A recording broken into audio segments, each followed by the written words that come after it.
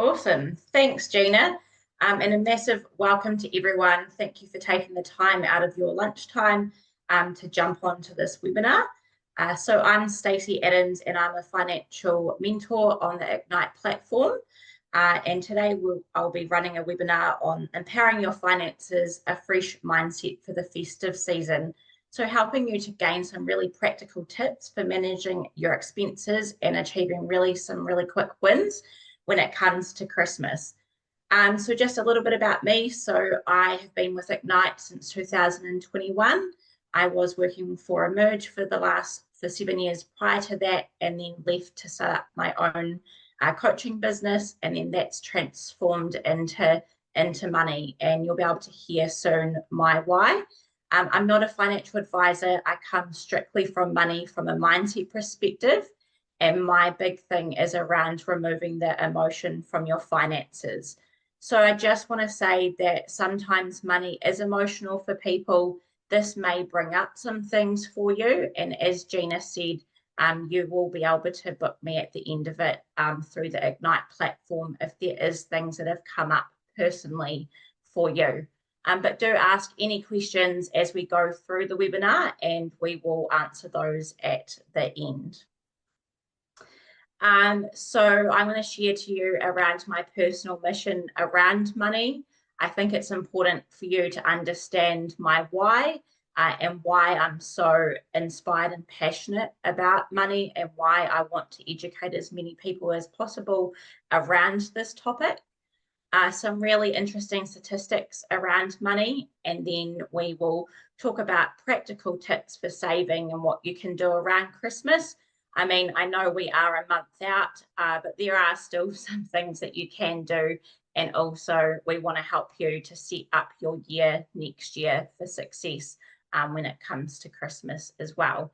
And then at the end, there will be time for questions. So make sure you write them down or put them into the chat box so that you don't forget them as we go along the session. So my mission is to transform financial stress into financial stability. So I am really dedicated to empowering individuals to break free from debt, build sustainable financial habits, and achieve lasting peace of mind. Through compassionate and personalized coaching, I guide my clients on a journey to financial well-being, ensuring that they have the tools, resources, and support needed to live happier, more fulfilling lives. And the reason why I do that, the reason why this mission is so important to me is because money is so taboo. It's something we don't talk about. It's for a lot of people, it's their dirty little secret that is in their bank account, and that creates a lot of shame and a lot of guilt. And if we can understand that actually our money habits come from our experiences, through how we were brought up, through how, our own values, how we witnessed our parents being with money. And then what happens is we adopt those beliefs, and then we take that into our own, finances. And so we never are taught about money. And so I want to help people to educate on this, because I want to remove that stigma from people, because it is more than you just going into a shop and spending money or getting into debt, etc. So this year it's been pretty exciting for me. So me and my husband, we brought an investment property, and we shared our journey, and why it was important to me and stuff. So you can read that on there. And I also did a podcast with Opus Partners, who were the people that we brought our investment property through. So I just wanted to kind of share that in terms of some of the education and where you might be able to find me in terms of hearing more about why I'm so passionate about this. So I think it's really important to share my why. So this is my beautiful mum and me, not on my wedding day, but I'll share a little bit more about that soon. So I grew up in a normal family. My dad was the breadwinner. My mum they both worked extremely hard, actually. At the age of 12, my parents split up, and my dad was a great guy, so he made sure that my mum was looked after. But my mum was a nurse aide at that time, and I remember her telling us that she never thought that she had the brains, or she never thought that she was able to go and study or be able to better herself in her career. And so what that meant for her, because she carried that mindset belief, she stayed nurse aiding, which is fine. But she also really wanted to be like a funeral director. She wanted to be a registered nurse. But because of that belief that she shared about herself, she never took that opportunity. And because of that, then that really held her back in terms of what her income was and what she, what she could do. And so when she was faced with a marriage split, it was really hard for her. She was extremely driven, so she managed to buy a house and still work and pay the mortgage. But because she was 50 when they split up, she never really thought about her retirement. And so I remember being a 15-year-old girl, and the phone rang, and it was Spark back then, and they were ringing to tell us that our phone bill was about to be cut off. And I remember being so angry because I couldn't understand how it had gotten to this point. My dad was someone who was he was very person that really was good at problem solving. And so in my head, I'm like, well, if it's gotten this bad, why couldn't you just reach out for help and get it sorted? But what I know now as an adult, that was never going to be the case, because there is so much shame and stigma, and she felt embarrassed that she wasn't able to call up the company to say, look, I'm actually getting behind in my bills. And so at that time, I did what I knew that I could, and I was quite good at saving. So I always saved money, and I said to mum, look, don't worry about it. I will pay for it. And so that's what I did. But I was really angry. I was like, just I wish there was someone out there that could help us. And I wish mum would be able to reach out and ask for that help. So fast forward to 2020, in August, I was still working, and my mum ended up in hospital, and the doctors came around to tell us that she was in heart failure and that she would need to give up work. So she was 67 at the time, and the problem was she didn't set herself up for retirement. And so she still had a mortgage on the property, which meant that she wasn't able to she couldn't really give up. And she looked at me, my mum never cries, and she said, I don't know what I'm going to do. And I said, don't worry about it, I've got you. And we ended up buying her house. She ended up living with us for 2.5 years. And so it was a win-win.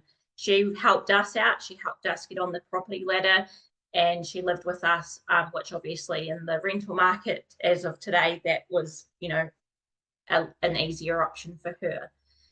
My story kind of goes a bit bigger now, because in November of last year, my mum was diagnosed with dementia.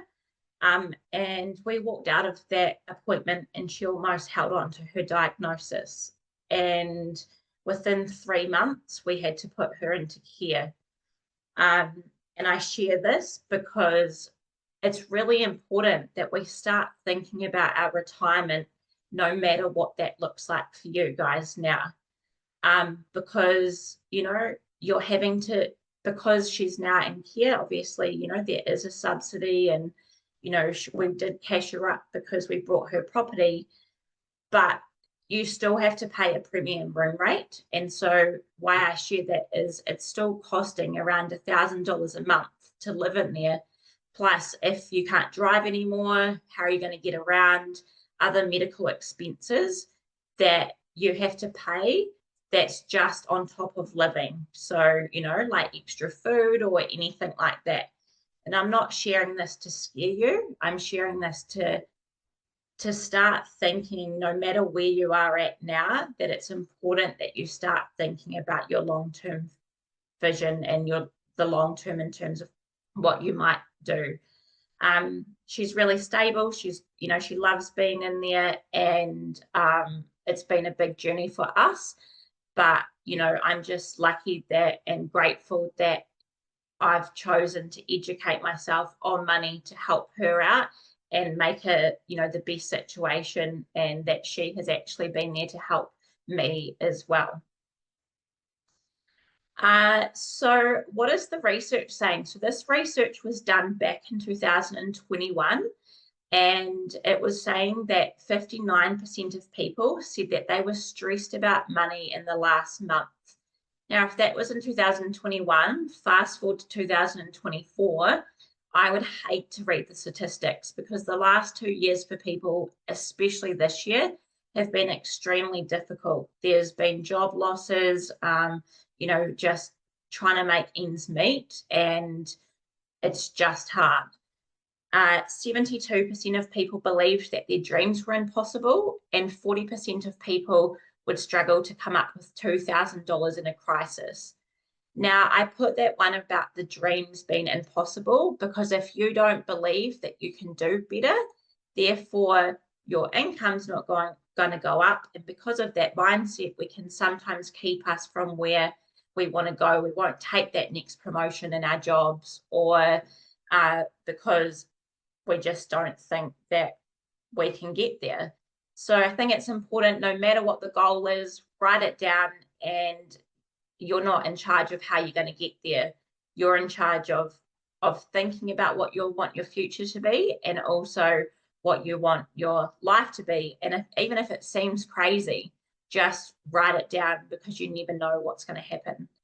And the 40% of people coming up in a crisis, that one really that's terrifying for me, to be honest, because if you think about your current life now, how many times would you need to come up with $2,000? So think about the time where maybe your car goes in for a check and there's $1,000 there or $1,000 there, medical things, or if you had to take time off work, all of this stuff, like at least a few times in someone's lifetime, I would say that we're hit with a situation where we're going to have to pay that bill. And a lot of people don't save at the moment because it's hard. And so therefore there isn't that backing, which then is the cycle of creating more emotion in our finances. And it's stressful. But I also wanted to kind of share some good news. And I know that not all of us are going to, strive to want to be millionaires, but I wanted to put the statistic up there as well, that 69% of millionaires did not average over $100,000 or more in a household income. So I know that, back in the day, I'd be like, oh my gosh, a millionaire, I'll never get there, or, that's not possible, or it sounds so far away. But the truth of it is, with our money, it's about what we do with it. It's not about what we earn. And $100,000 is an average New Zealand income for two people. And the truth of it is, no matter how much you earn, you're going to spend it anyway, unless you have kind of a clear structure on what you're going to do with your money. 33% of millionaires never had a six-figure household income in their entire careers. So, that just goes with what I was saying, that actually it is about what you do with it as opposed to how much you earn. So I wanted to give you some quick tips around Christmas. So Christmas is a really stressful time. There's a lot of, media, everywhere you go, you're hearing sales or Christmas, etc. And, for some people, that's just not the reality. It's actually really a stressful time. So whether you've thought about your Christmas now, or you haven't, or you are in that kind of overwhelmed stage, there is a few tips that I would suggest that you can do now, but also making sure that you plan well for next year as well. This is the time when so many people are getting into debt. And the truth of it is, if we break it down into a mindset perspective, we're getting ourselves into that debt for things that we probably didn't even want to buy anyway. So, for example, we overspend on presents or gifts for people, but actually you might buy that gift and they didn't like it anyway. they were someone that you didn't actually really want to buy for, but we thought that we had to. And so therefore there's that cycle of then getting ourselves into debt or spending more than what we can. So I think it's really important that you create a list that you are buying for and sticking to it. So I know for me, so my mum's love language was presents, and she would always just buy gifts. And Christmas was always stressful. There was always a lot of gifts for us, but she was spending the rest of the year trying to keep up, to pay it off. And then so I adopted that belief. I, would buy lots of things for people, and at Christmas time I'd be buying for all my friends' kids and all of this stuff. And so what I do now is I write, right, who do I want to buy for this year? And I write that list, and then I go and stick to it. It can be really uncomfortable because, Christmas is the time of gift giving, and sometimes it means that we will receive a gift, and sometimes our mindset and the first thing that we want to do at that time is to want to go out and buy that person a gift so that we're giving it back, and so that there's this two-way kind of street. But I want you to practice this year about being okay at receiving, and receiving is a big part of being able to work on our money mindset, because I know for me that if I got a gift, then I automatically thought I had to give one back. And so there was this two-way exchange. But what I've learned now is that it's okay to receive that gift. That person obviously wanted to buy something for me, and the best gift that I can give that person is saying thank you and receiving it. Because the thing with presents is people actually want to do it. So they're giving you a gift because they might want to. And so the best thing that we can do for that person is actually receive it. But we're so conditioned to want to automatically go away with that and give them something back. But they're not necessarily buying you the gift to get something in return. So I really challenge you to do that. So if someone gives it back, just receive it. The other thing is you can create a list on what is important for you in terms of food and what you're contributing to Christmas, and again sticking to it. If you're in the supermarket on the 24th of December, there is big trolley fulls and people getting everything, and it's this big thing. And I get for some people that's really important, and if that's important for you, don't stop doing it.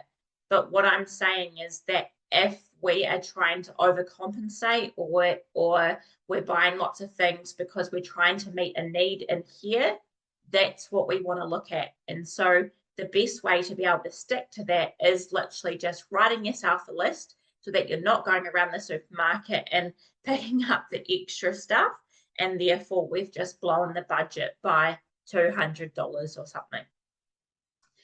The other thing that you might want to do at this time is go through your expenses and see if there are things that you're no longer using. And this is a really nice way to be able to reduce your expenditure during this time, but also then set yourself up for 2025. So you might want to go through the last 3 months of your expenditure in terms of your bills, and look for any subscriptions or any extra things that you've brought on there that actually you might want to either pause for the month of December to create some extra income for yourself for Christmas time, or maybe it's that you don't actually need it altogether. So I just done this with someone last week, and they saved nearly $200 a month. So that's going to really set them up really nicely moving into next year. Don't get drawn into donations and stuff. If you like to give and there is a place that's on your heart that means a lot to you, definitely still go out and do it. But this is the time, because it is the season of gifting, then charities and stuff are knocking on people's doors, are asking for extra donations at this time. And what I know around money is that sometimes people don't like to say no. And so therefore they get drawn into a situation where where they feel like they have to donate, and then actually they resent it. They didn't actually want to. You go into clothes shops or something at the moment, and they will ask, okay, do you want to donate $5 to this chosen charity? And we might want to say, well, yes, because it doesn't feel like a lot. But you do that over a month of December when Christmas is stressful anyway, those $5 bills do, start to add up. The next one is don't get drawn into afterpaying. I have called it afterpay. And, if you're having to use it, I get it. But what I mean by this is that people will use it. It's very easy. You just swipe as you go and then you pay it off. And if that's a way of being able to get through Christmas, I totally get it and I understand. But make sure that you've worked out a plan to be able to pay that money off. What I mean by don't get drawn into it is don't use it as a strategy to be able to go over and above. So a lot of people, again, won't have a list, they won't stick to it, and then they're automatically buying for more people than what they anticipated it for. Or they think, well, I'll just have to get this extra thing or this extra thing, and then they're using Afterpay to be able to get there. So if you have to do it as a way of being able to get through Christmas and that's going to feel better for you, then that's okay. And what my recommendation would be is to make sure that you work out a plan to be able to pay it off, but make sure that those decisions are ones that you actually want to make and that you actually want to buy, as opposed to feeling like you have to. And I get it. It's so hard to say no, or to feel, sometimes guilt and things like that comes up. But if you are clear in the reason why you're doing it, then it's easier to kind of get through. The next one is understanding what your budgets and limits are. So, have a bit of a budget, write everything down, what's coming out at this time, what are you going to need money for, etc., going into December, going into January, and also what are your, I guess, energetic limits as well. It's stressful, it's tiring, there's a lot of work functions, there's a lot of Christmas dues, etc., and it's fun. Like, some of us might want to do that, but some of us, it might actually be too much. So with your money, but also with your time, understanding what your limits are and being prepared to say no. And, one of the things that really helped me to do that is making sure that you're using a calendar, or that you're writing out your list to do with your budget. And so that once you're clear on where your time is going and where your money is going, it is then easier to say no to something, because your system for those two things are running the show, essentially.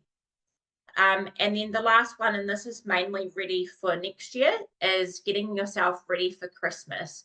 So you might want to have like a Christmas present account. You might want to put a certain percentage of your money towards that account every year, so that then you're starting to be able to buy presents or get yourself ready for food or anything in the lead up to Christmas. And it's not just a rush come December and it's something that you feel like you have to do. You're kind of buying things and putting money aside every single week.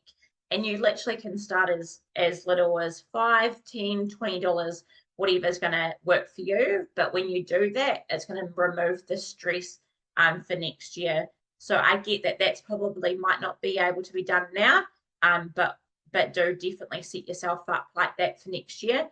And then the other thing is you can look for bargains and savings and stuff, and buy things throughout the year that's going to reduce that stress as well.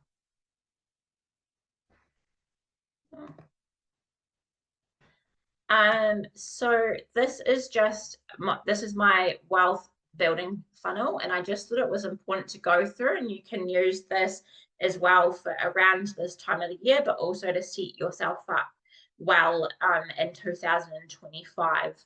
So my big thing is that obviously you get your income, and that comes in on a weekly, fortnightly, monthly basis, whatever that is for you. So understanding your money is super important. I get that a lot of us sometimes want to look away, but I'm telling you, it's never as scary as not looking at it.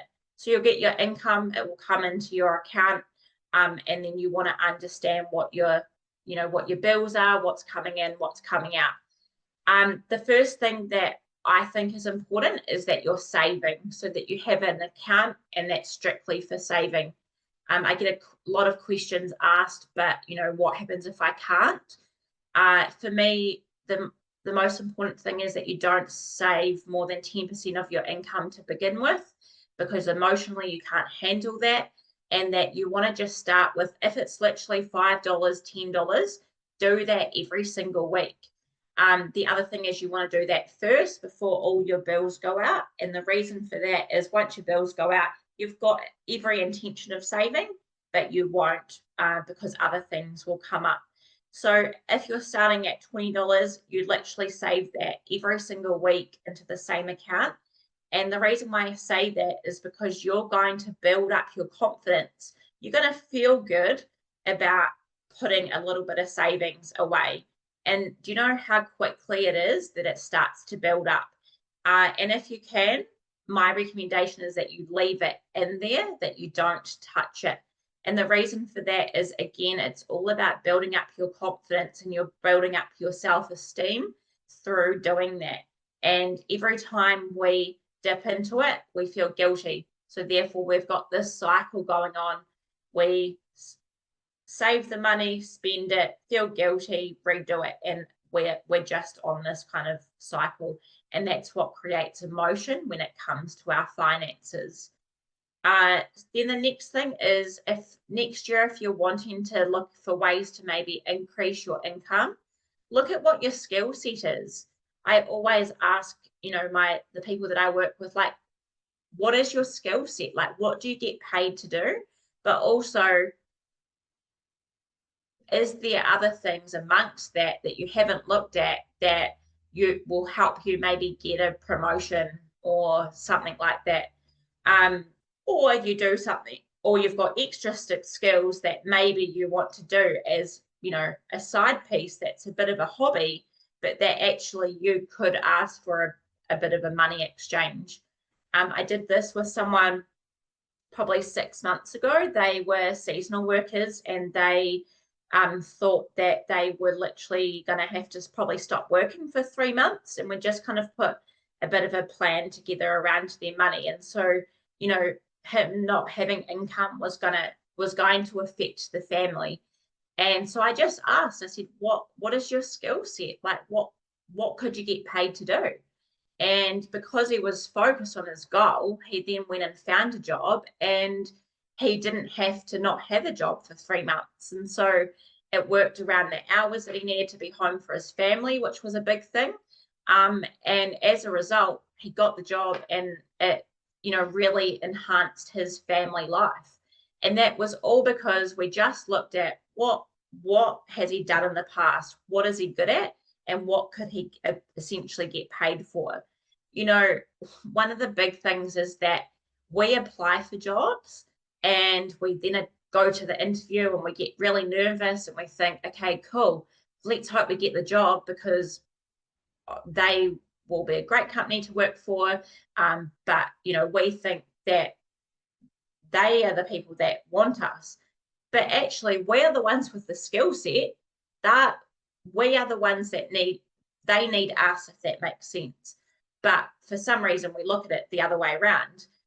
It is an exchange, but we are the ones that have the skill set that can do the job to get paid for what we get paid for, if that makes sense. So have a look at what you're good at. The next one is reducing your expenses. So like I said, just going through all of your expenditure, what could you kind of get rid of?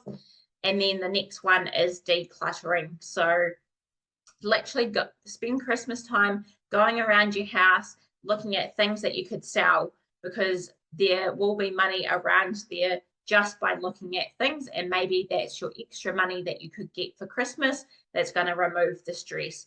I get that it takes a bit of time and it can sometimes be a bit annoying, but I'm sure that there's stuff lying around your house that someone else actually wants. And then the last one is passive income, which I'm not going to go into too much detail here, but I think we've got to get the savings right, our expenses and our income correctly before we can look at other ways to, invest and to get kind of passive income going. I put it in there because a lot of people think, well, I'll just do this and then I'll be able to pause for a minute. Sorry.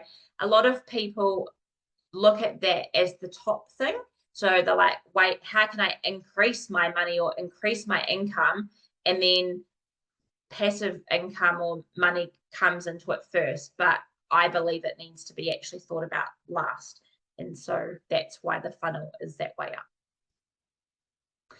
So that's sort of the things that I wanted to kind of touch on. So I'll open it up to Gina to see if we've got any questions.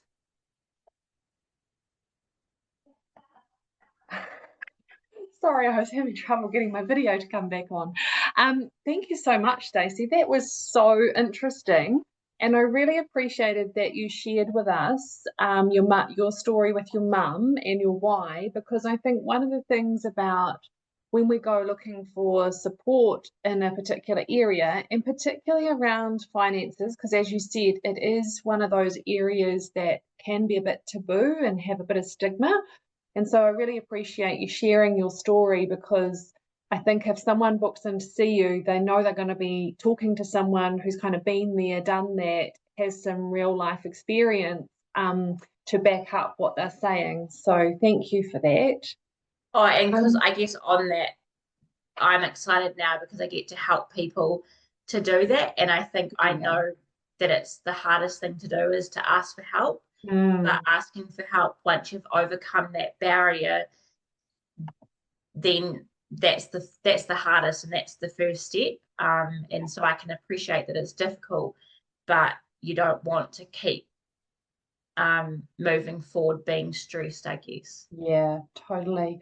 I've got a couple of questions for Stacey, and I can see we've got one in the Q&A, but feel free, anyone who's on the call, to pop any questions that you'd like to ask Stacey in the Q&A.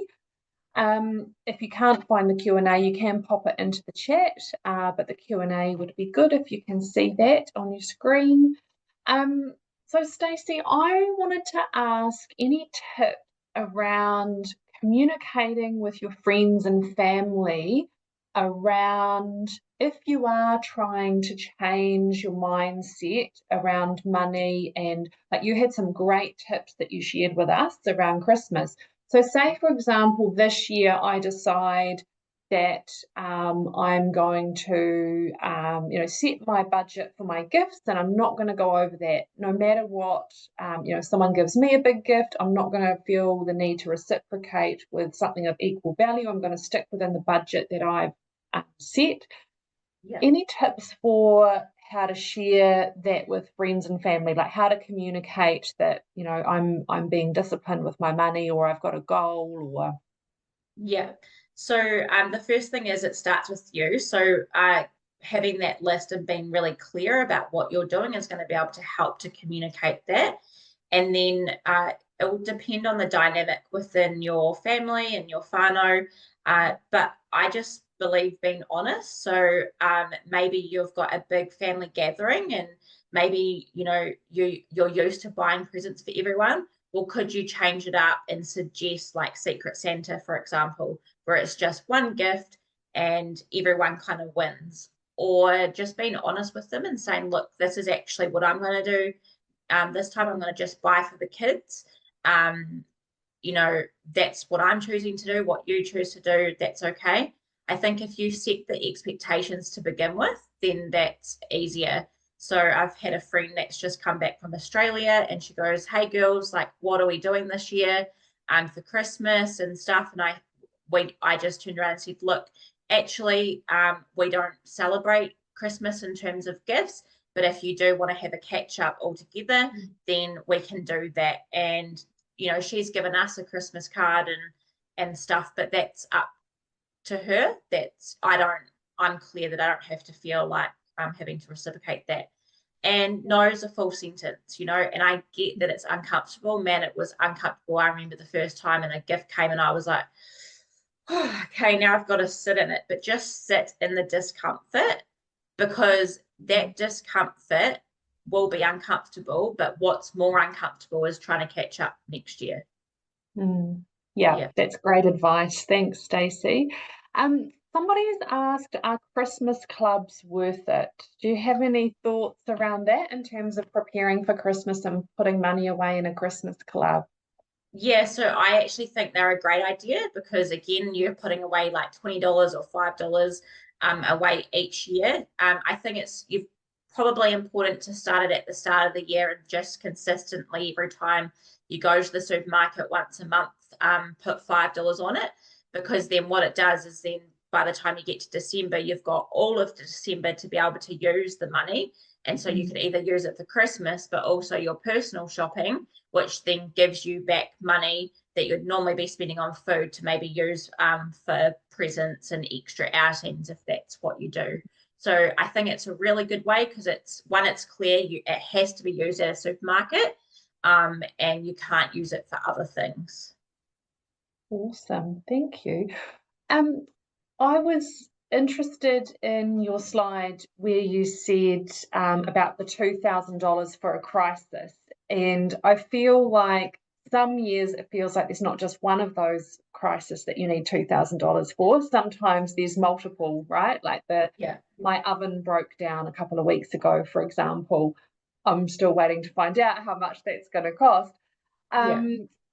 What is so you talked about savings and not touching savings. So do you suggest having like a crisis fund, or is that your savings, or any tips on how you can kind of be sorted to cope when those big bills unexpectedly come in? Yeah, I love that question. So my thing is savings don't touch, and it's not an emergency fund. It's about removing the emotion from your finances so that you feel the stability within them. But I get that things come up. So if you've got no other way to be able to pay for it and you do have money in that account, then maybe that's what you need to use. But we've got to be aware of that, because we don't want to keep using that and then attracting another situation. So what I would suggest is that, say, like an oven, looking for ways to potentially, and is going against kind of what I said a little bit, putting it onto like interest free or something, but you've got to have a clear plan for it. And debt to me is okay if it's systemized, because therefore you're paying the same amount every single week. You know that it's going to be paid off in the next year, and it's not emotional. You're not getting yourself into trouble. Where it's not okay is where we're using it as a way to be able to get ourselves out of a situation, and we're still in the situation.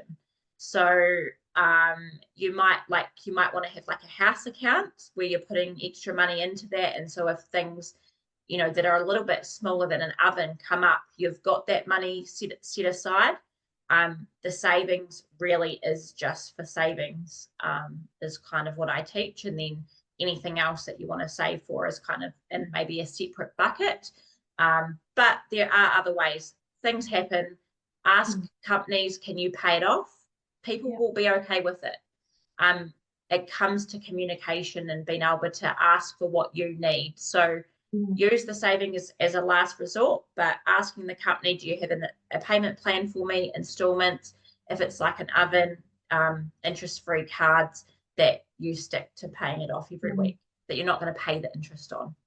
Yeah, cool. Thanks, Stacey. And that just reminded me, if anyone doesn't follow Stacey on her social media, I'd encourage you to, because she shares great tips on there on a regular basis.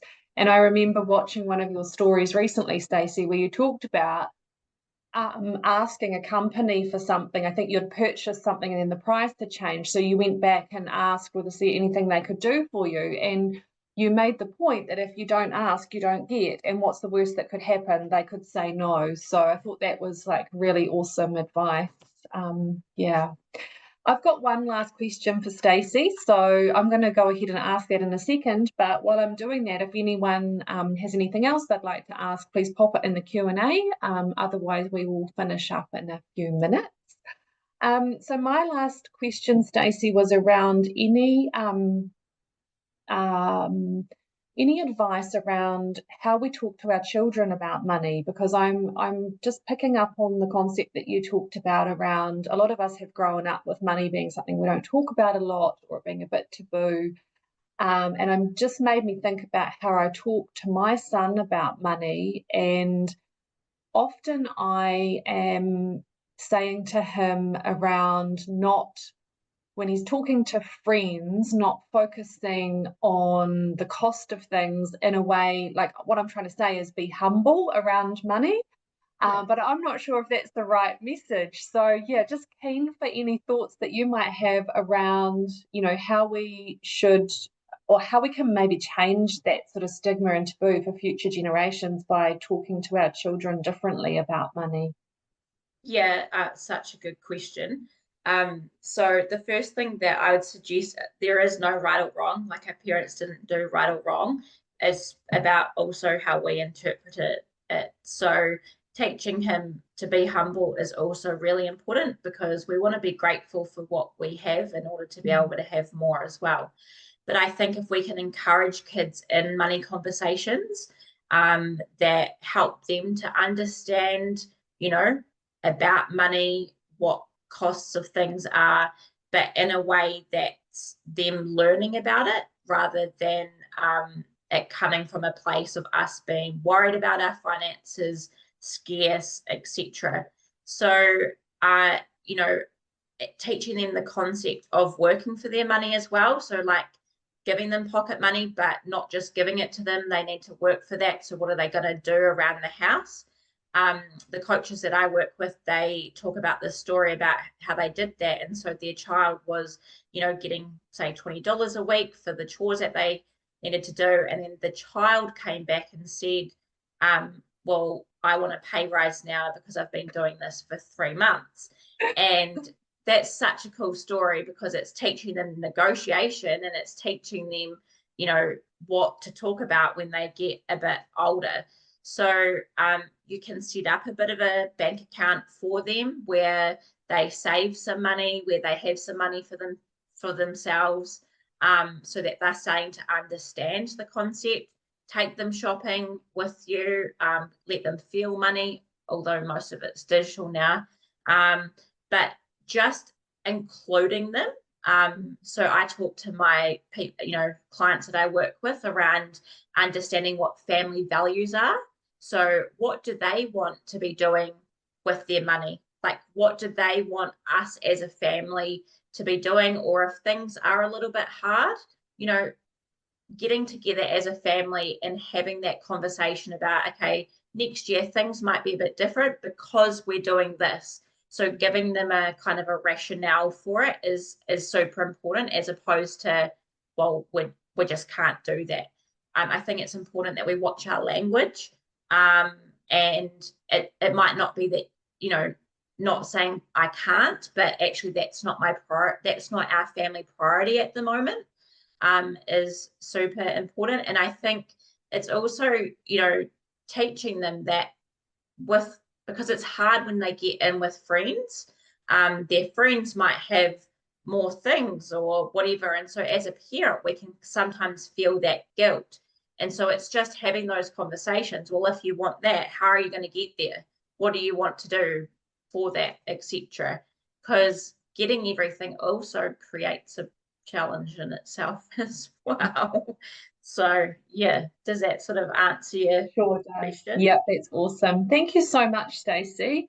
I just love what you've shared with us today. We've got a comment in the chat around, love that line. It's not a family priority at the moment, rather than saying we can't afford it. It's just that really nice, like you talk about mindset and thinking and talking about it.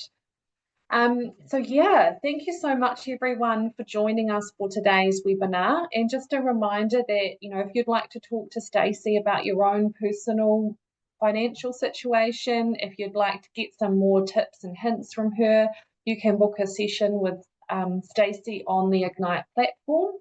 And yeah, thank you so much for joining us and enjoy the rest of your day. Thank you. Bye, Stacey. See ya.